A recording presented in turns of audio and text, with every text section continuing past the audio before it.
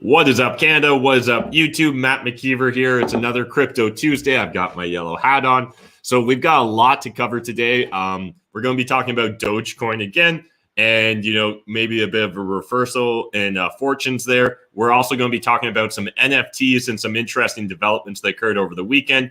Tim's also going to talk about the SNL skit, and he's got a couple of charts and some actual useful information for us to look at too, I think. So we'll also cover that. But really excited just to kind of cover a broad variety of topics. And one of the topics we'll definitely be talking about today is round 2 on Gary Vee trying to drop his NFT, because last time we chatted, I think it was supposed to happen that day or around that time. Time's becoming very relative for me, guys. But here we've got Tim back on. Hey, Tim, how's it going? I'm great. Thanks, Matt. How are you? Doing well. So where do you want to start? Should we just kind of start with Dogecoin right off the bat and cover that? Because that was kind of one of the big things. So I'll pull up here a quick screen share for everyone just to kind of quickly look at the markets here. So for anyone that doesn't necessarily pay a lot of attention, Bitcoin still very safely in first position, Ethereum second. But I feel like Binance must be breathing just a little bit of a sigh of relief that they didn't get flipped by the dog, at least this weekend. Because Dogecoin's definitely walked back from maybe some of the peaks on Friday and Saturday. Yeah, I do think there's some schadenfreude going on here, especially from Bitcoin maximalists. But at the same time, when you look and see that this meme coin is solidly in 4th place on CoinMarketCap, it should give a bit of pause to the celebrations about the death of Dogecoin.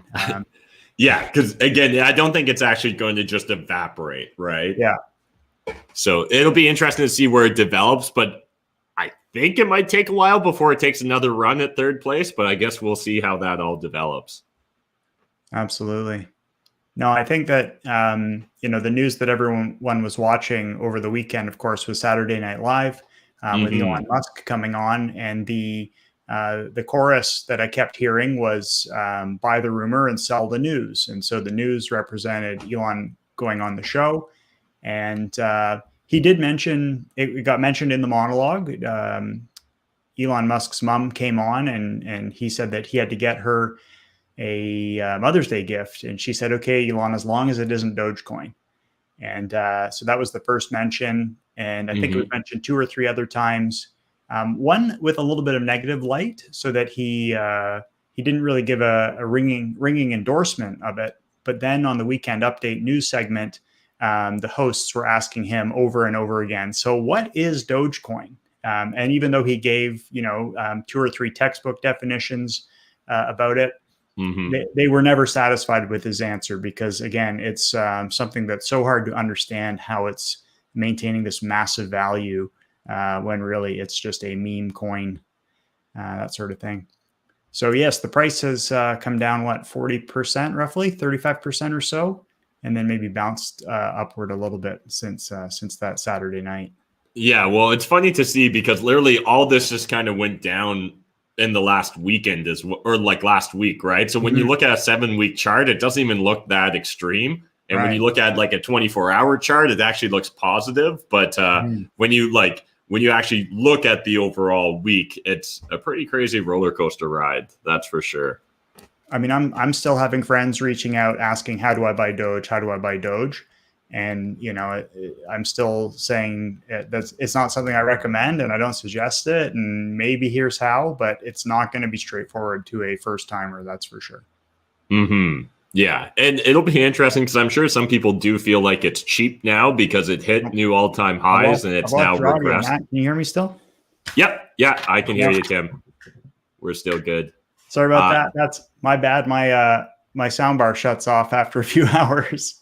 Oh, well, there's a lesson learned. And so one other lesson we learned this weekend that I kind of want to share with everyone is I'll try and make this brief so that I don't spend the entire show just talking about the history of NFTs that occurred this weekend. But if you guys have been following along at all, there was Meebits, they're a thing. It's from Larva Labs, the guys that did CryptoPunks.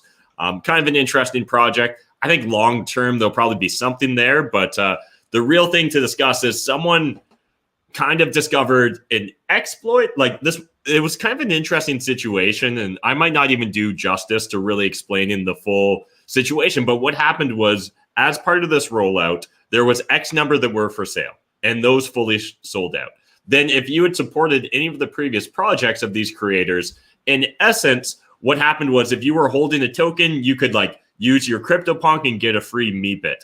And at some point in time, the entire list of available Meebits had kind of been leaked out. So people kind of knew what, in theory, the entire spectrum should look like and how rare certain things were. And then someone else discovered the opportunity that you essentially could, generate a Meebit, but not necessarily commit to minting it. And so what he did was kind of go through, I forget how many different actual things, or like how many times they attempted to do this. But it ended up, he was able to mint a very rare alien Meebit. And so ended up selling it for, I think, 200 ETH that day right away. He was like bragging about in the Discords. I actually woke up on, I think it was Saturday morning, and there was just like chaos going on in these Discords. I was like, what the fuck is happening right now? Like, why is everyone going apeshit? And then he immediately turned around, I believe, sold it to Pranksy for 200, and then Pranksy, I think, sold it for 299 ETH. So one, just crazy how quickly that all evolves in regards to,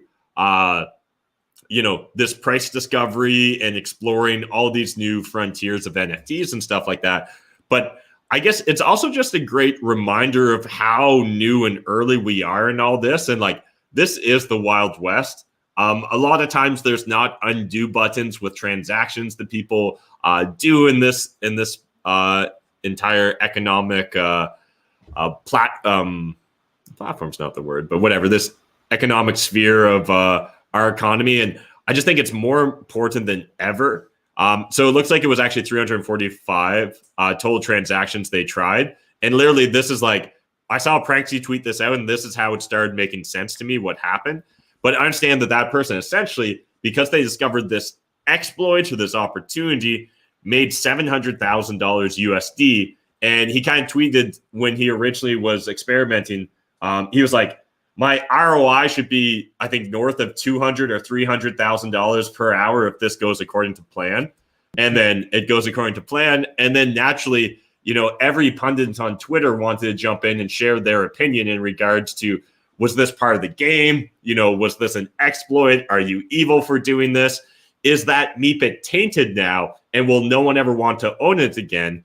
And I'd love to hear your thoughts on all this, Tim. But to the last question, I actually think that this will end up making the Meebit more famous and more valuable because of the story and the history behind it. So I think people will love the history behind all this a few years from now, and that'll actually put a premium on it.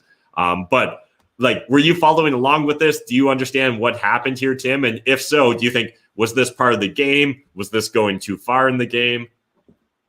Yeah, I mean, the chorus here is code is law. So whatever they designed in terms of the smart contracts here that were put in place to generate these Meebits, basically anything goes. It should be fair game that if you find a way to, again, make the computer do something that's more useful to you, that you're entitled to do that. Now, of course, it looks like this was accidental and that they didn't intend on that being the case. And we've seen hacks of crypto systems like this before, basically for the same types of reasons. Or is that a massive viral marketing play? Because if you didn't hear about Meebits the first time, yeah, maybe you heard about them because of this hack. So yeah, I do think it adds some mystique. I mean, certainly the fact that it comes from Larva Labs, I mean, it's just one more instance of them kind of battle hardening their technology stack to launch other NFTs later. I'm just still entirely skeptical on their long-term value because, yeah, like easy come, easy go. If you made 1,000 ETH or bought 1,000 ETH, $1 a piece or something like that, and you really can't think of any better way to spend it today, okay, that's fair game. But in the future, I don't know that there'll be as much demand when anyone and everyone can create NFTs of relatively low importance or low ongoing impact. Like I was commenting to someone earlier that this is going to have tons of entertainment value, like Magic the Gathering and Pokemon and so on. And yeah, absolutely, some of the cards that are still out there are rare or more valuable. But that's today. That's in 2021, when money comes so easily to people in the West. That may not last forever. And I don't know that those cards will hold the same value 3 more generations or whatever the case is, like something like a Bitcoin will, or maybe like an Ethereum will. Yeah, it's fascinating to me. This is definitely still the Wild West, and I'm enjoying learning about it, but I think it is important. Like, I've had a lot of content recently on my YouTube channel talking about NFTs and different things. And yet the one thing for the people that actually watch and listen to my lives, pretty certain that you'll be more happy stacking sats at the start, get that first Bitcoin. And then once you've got the first Bitcoin under your belt, then maybe go about exploring and gambling. Or if you're going to dive right into NFTs off the bat, understand that you're getting into gambling day one. Mm-hmm. Awesome, Tim. So what stories were you thinking about chatting today? Yeah, so we've got 2. So we covered off really quickly there Elon Musk on Saturday Night Live. But if that's not your speed, I think just over a week ago, maybe, we were treated to Bill Maher, famous political pundit / comedian, going off on Bitcoin and digital currency in general. And one of his big criticisms is the environment. And we do hear about energy use in Bitcoin a lot. Of course, the proof of work system relies on burning energy, and that's its connection to the real world. And it's complicated to understand at first, because when you think, oh, burning energy, that sounds bad. But we wanted to help kind of quantify and understand the scale. And so I guess we could put it up on the screen here.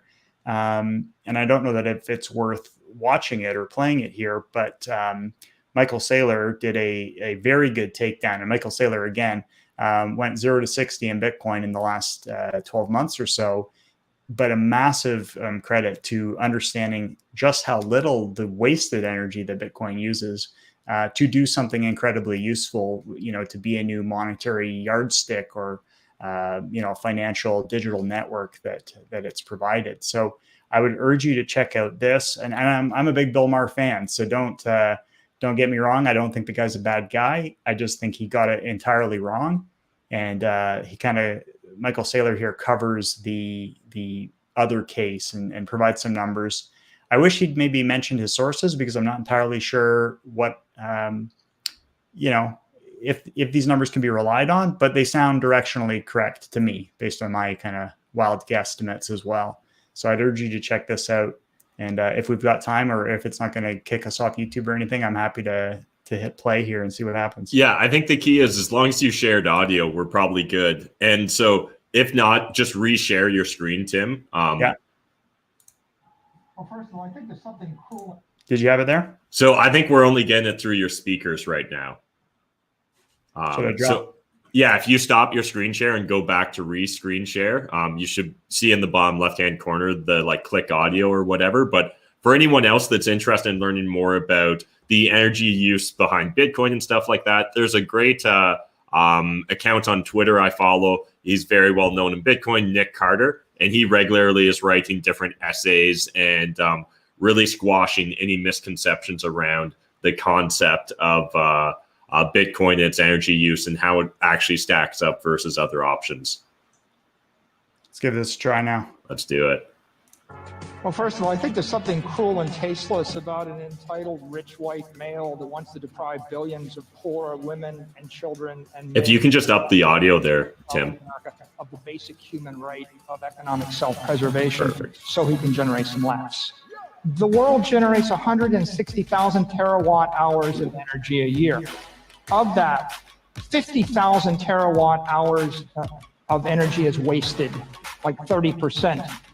Of that, 120 terawatt hours is used to run the entire Bitcoin network. To put that in perspective, that's 7.5 basis points of all the energy in the world.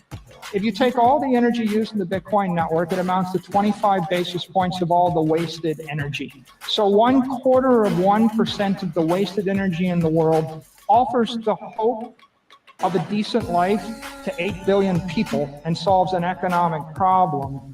And the 25 basis points is is of the wasted energy, because the Bitcoin network is the bidder of last resort for all energy.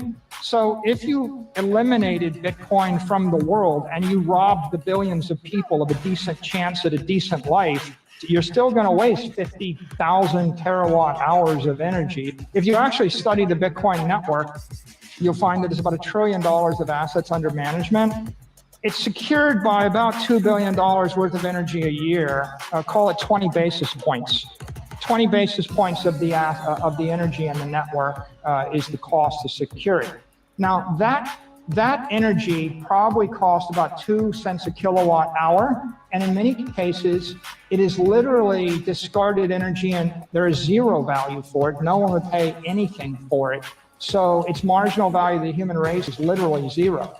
I can only say, giving him the benefit of the doubt, he's a comedian and he's playing this for laughs, and his job is to act like a fool. And if you take economic, political, or technical advice from a fool, what does that make you? Yeah, that was great. I hadn't actually seen it before, but that whole YouTube channel often just has awesome sailor interviews. So definitely encourage everyone to check that out. And again, I think Nick Carter has done some great essays kind of diving deeper into this. But I think that that's one of the areas that a lot of the Bitcoin maximalists I regularly hear from get frustrated by, is the assumption that one, somehow, Bitcoin's energy use is different than almost everyone else's energy use. And somehow we're only targeting dirty energy to use dirty energy to create Bitcoin, when actually that's probably a bigger discussion about our infrastructure and the issues behind our infrastructure rather than specific to Bitcoin. Yeah, I mean, certainly we've in Ontario, we're greening the grid. We're closing down coal-fired power plants. There's one just up the road from me here that's in the process of being demolished. And that sounds crazy, like we're just demolishing power plants, but yeah, on the face of it, wasting energy is bad, but we're very bad at not wasting energy. As you can see, like Michael Saylor saying, 1/3 of all energy is wasted. So to run the most powerful monetary and financial network ever with 20 basis points of that wasted energy, to me seems like a good deal. And I won't ask to see your list of wasted energy that I've judged to be wasteful, because you're judging me. I don't have Christmas lights. I don't have a hot tub, so on and so forth. Yeah, I love leaving lights on just in random rooms I'm not using. So I just kid. But it's important that there's a lot of different ways you can slice and dice that data. But if in fact we just started moving towards better energy sources like nuclear, we'd likely solve a lot of the issues that most of the pundits around Bitcoin's energy use are concerned by. So otherwise, anything else you wanted to chat about this week here, Tim? There's just this last piece here. We'll bring up the state of the world's government debt. And it kind of ties into that piece that we were talking about NFTs. Like money is abundant and plentiful right now, it seems. Even in our coaching business, right? We talk about not having a scarcity mentality, because you sort of miss that how much money is floating around and going around there. And when we think about Bitcoin, like I tweeted out a couple of weeks ago, like, whoever thought money should be scarce?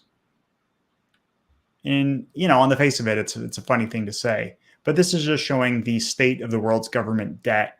And we realized how hard it is to read, and you can only really just see that Canada is here. These countries are not sized. I don't believe, but maybe they are sized by their actual debt in terms of GDP. And this numbers appear to be from 2021.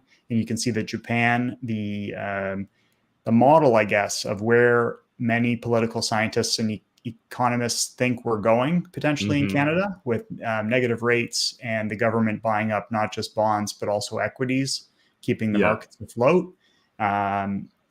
You know what? Like I look around this green ring on the outside, and mostly they are not countries that I'm interested in traveling to. And then I look at Japan and I think, Japan look like the future. They look like they somehow have it have it figured out. So to me, it's a challenging thing to think about. Like, what's the right number? Where do we belong? How do we manage this? And so I urge you to check it out to put your thoughts together. Awesome. And that looks like it's from like how much? Is that kind of the organization there? It looks like in the right hand corner. Yeah, howmuch.net. I haven't visited their site to see what else they're talking about, but it was just to me it was a pretty graphic that we could put up on the it's always interesting just representing data in different forms, right? That sometimes can just like hit home in a different way. I know for me, one of the things that, when I was first starting to spend a lot of time in the Clubhouse chat rooms, just listening to Bitcoin maximalists talk, it can be difficult to think $50,000 to $1 million, right? But then when they kind of inversed it and they were like, whatever, 1,000 sats to $1 to 1 to 1, and you're like, or like 10 to 1 or 100 to 1 or whatever, and you're like, oh yeah, I can totally see how that plays out. And again, sometimes it's just like representing that information to us in a slightly different packaging can all of a sudden really have it hit home or have much greater impact in regards to our grokking that information. Definitely. Yeah. And infographics and data science in general, just uncovering so many helpful tidbits here and there that make a more complete picture for us. Awesome, Tim. Well, I appreciate you hanging out with me this Tuesday. Hope you guys at home are enjoying this. I hope you guys are stacking some sats as well. And if you were holding Dogecoin, I hope you sold it, or I hope you're holding forever, depending upon your perspective. But either way, if you guys did, smash the like button, hit subscribe if you're new to my channel, and we'll see you guys on the next video. Thanks, guys.